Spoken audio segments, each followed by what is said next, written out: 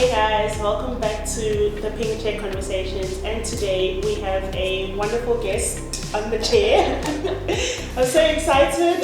Today we have Brett Robson. Besides her being my best friend, obviously, she's a blogger, influencer, businesswoman, and all-rounder fashion expert, if I might call it that. I'll take it. Yeah. So we are here basically, we're not going to talk more of the business side of things, we're not going to talk more of your career side of things. I want to basically touch base on blogging and influencing, content creation, all the exciting stuff. A few people asked for this type of content, so this is one of many where we will sit with some of our content creators and influencers that I can obviously get on the chair and discuss how they do it. And the reason why I started with Brett is because we find a lot of times, and you obviously like give me pointers here as well, we find a lot of times where there's people who are influencers with huge following and they're not doing as well or as successful as we would expect them to be doing. So Brett started off, she lives in Durban firstly, which is another disadvantage that we see with content creators.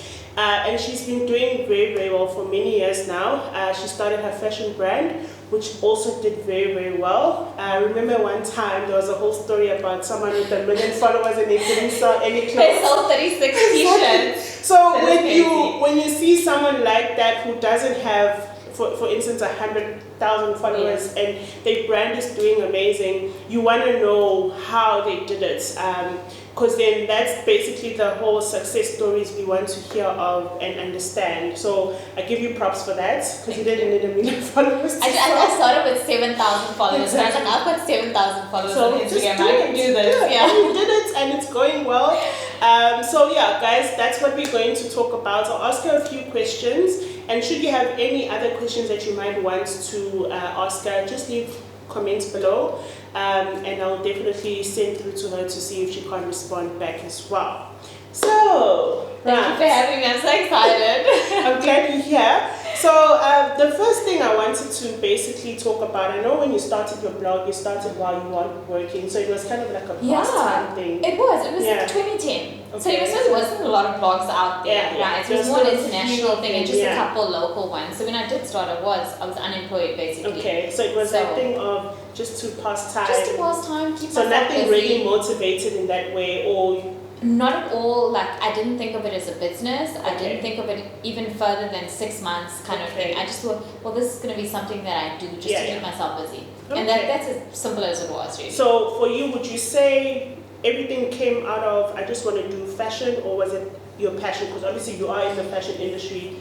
Was it something based, like, I know you say you just started because you didn't have work at the time, but I think it was more like passion for fashion, because when I started my blog as well, I started sharing trends. I used to see the runway, what was happening on the runway, and I'd share trend reports and talk about that, tell you what colors you should be wearing for the season. So it wasn't necessarily your style. It wasn't my style. My style only came like 2 or 3 years down the line. Oh, wow. Exactly. Okay, because I only caught on your blog when you were doing the styling, and I was attracted to it because you talked a lot of the shops that we shop at, Legit, Mr. Price, you know, so I was interested to be able to connect with that type of content because I knew I would be able to go look for those items and buy those items. So yeah, okay, that's nice. Yeah, nice. Okay. It took a nice like it evolved nicely. Yes. And when would you say you booked your first job?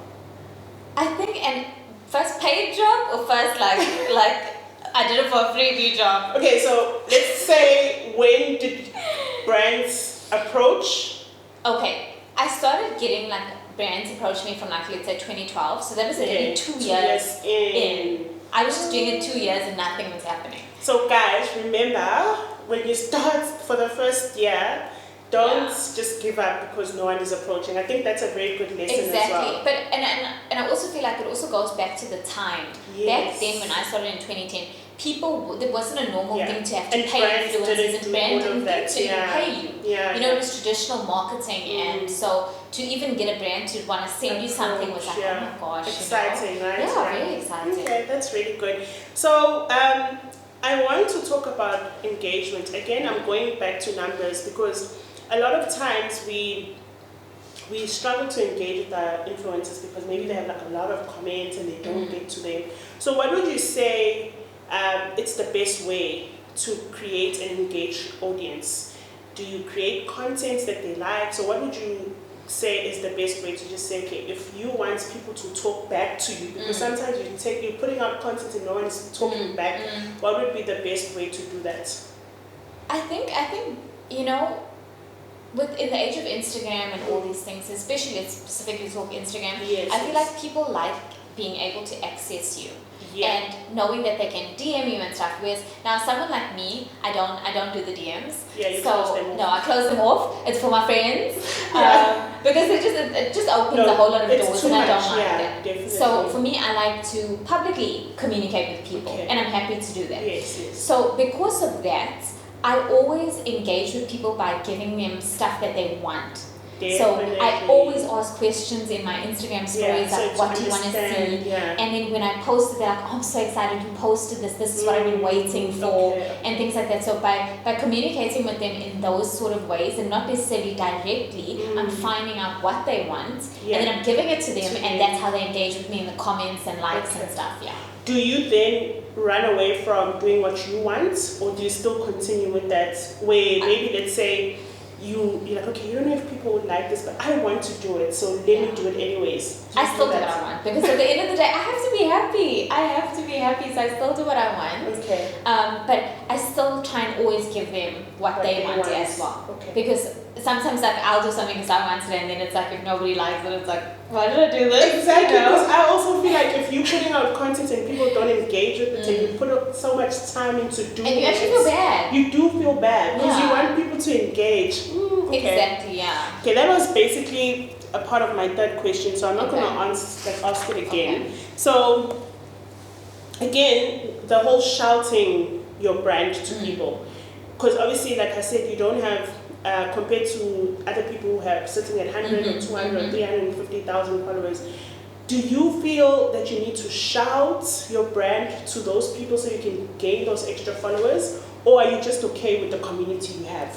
I'm very okay with my community. Honestly, I feel like I've got an audience that loves what I do. They engage with it. They engage with me, and they're so positive about things, and they want to see what's coming next. They're asking, hey, when are you putting another YouTube video up? Because I haven't put up one since like last year. Oh, well, really? No! I didn't even notice. I'm so bad. Anyways, it's like things like that, you know, like they are engaging with me. They do want to hear from me, and I've always been fine with my audience growing gradually and naturally, and not trying to force friendships with people because they've got a following that can benefit me, or you know, taking on something that is not authentic to me or in line with my brand, just because I know it could grow my following and associate me with certain people. And I think niche, and you know, it's and I get that, you know, sometimes you got to figure out the content and where you are.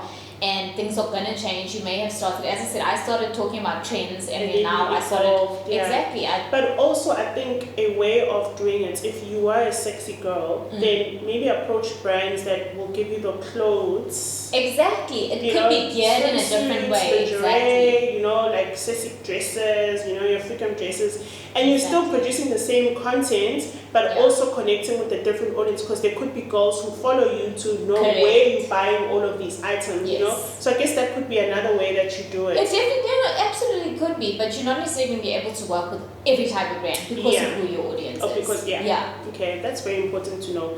Now, I want to just jump into the clothing brand. So Brett has her own clothes, which we all wear. We love it.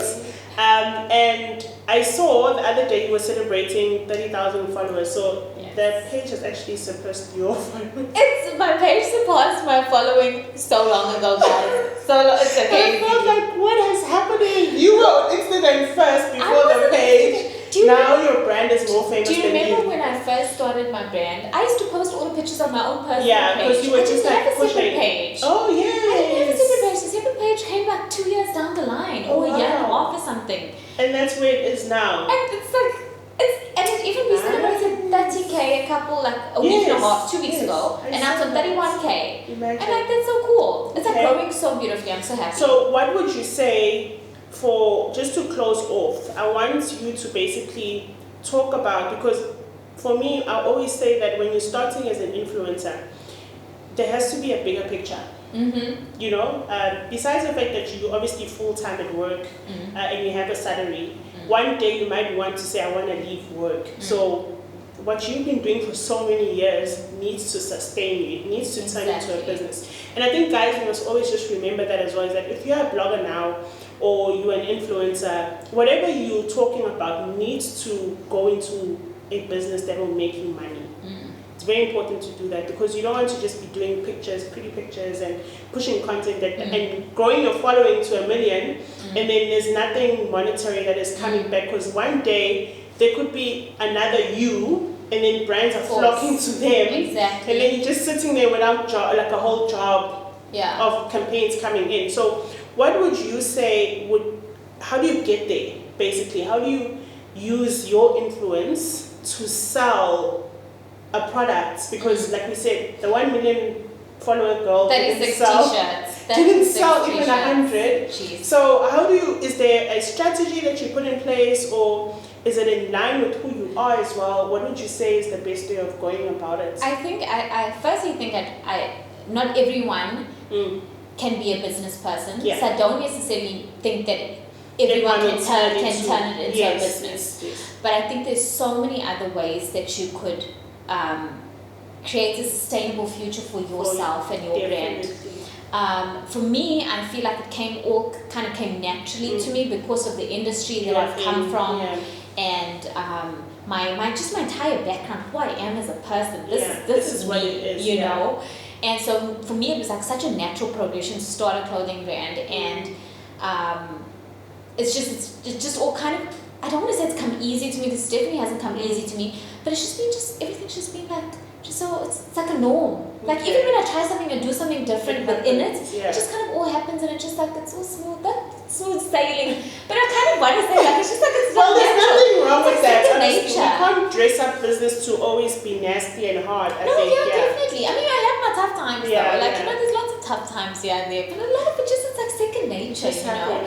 But I think you know what we're also seeing with a lot of other influencers, right, is that we're seeing them starting to create events. So maybe you can't create a product, but these people want to hear from you. They want to know your opinion on certain things. We've got Aisha Baker that's doing her Millennial Mama, and that's going so well. I love how she transitioned from what she was to that. Exactly. So now she's created a whole business out of an event that she hosts, and people are loving it, and it's also just been nice to see the natural progression, going from being who she was to becoming a mother, and utilizing becoming a mother and creating that and incorporating it into her business. Definitely. Right? And she doesn't even put the whole baby in your face, but she just knows how to dress up her brand in the as being a mother now. And you even seeing internationally, you saw Camilla. You see Song of Style. They've all now got brands within Revolve, which is amazing. I mean, Camilla went from being a beauty blogger.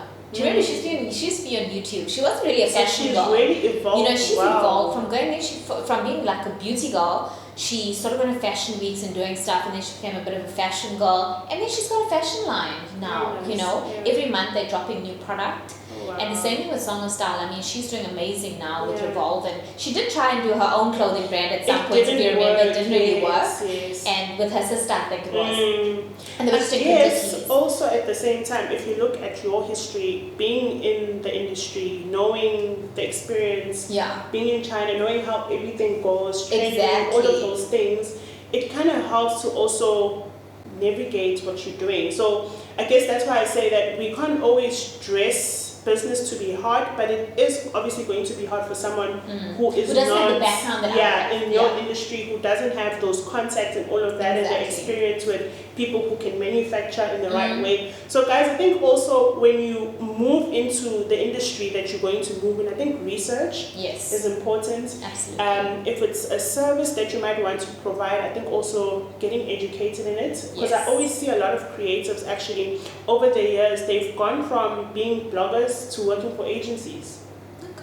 So all of that, so you probably got hired based on your creative thinking and how you've basically understood social media and how it works. So maybe just say, okay, I want to move into that industry and just get a little like training of it. Yeah. And then go look for work or approach brands and say, this is who I am and this is what I've done and this is what I'm interested to do and work on brands for you, you know. And also, like, I feel like there's nothing wrong with also saying, you know what, I don't want to have my own business, or I don't want to, you know, create an event or something. There's nothing wrong with taking your experience from what you're learning on social media and the context you're developing in that area and turning it into something different. You could get into advertising, as you're saying, into agencies, doing social media and all these other things. You could be the person booking as well. Yeah, you could be the person booking the influencers, you know what I mean? Yeah, because you have that experience. There's a lot of, so many opportunities out there. To be able to create like a long-standing partnership with brands that will obviously see you through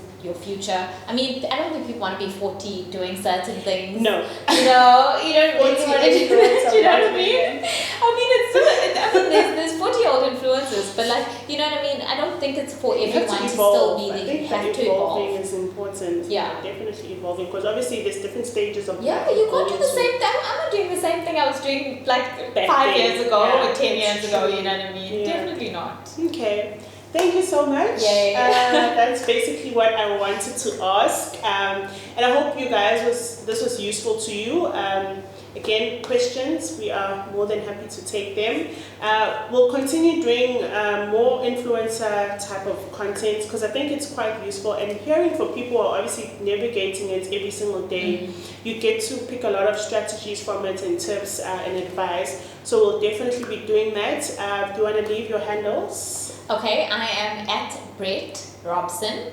That's on Instagram and Twitter. Those are the important things, not Facebook. But yeah, this is fun. This is fun. She's also on YouTube, guys. If you just search her, and she has amazing beauty content. She posts regular fashion videos on social media as well, styling videos, which I love that you're doing that. So yeah, thank you so much, guys, for tuning in. You can follow me on everywhere as well as No Time with Dembe. Don't forget to subscribe, share this video for other people to come watch. Thank you so much. Until next time.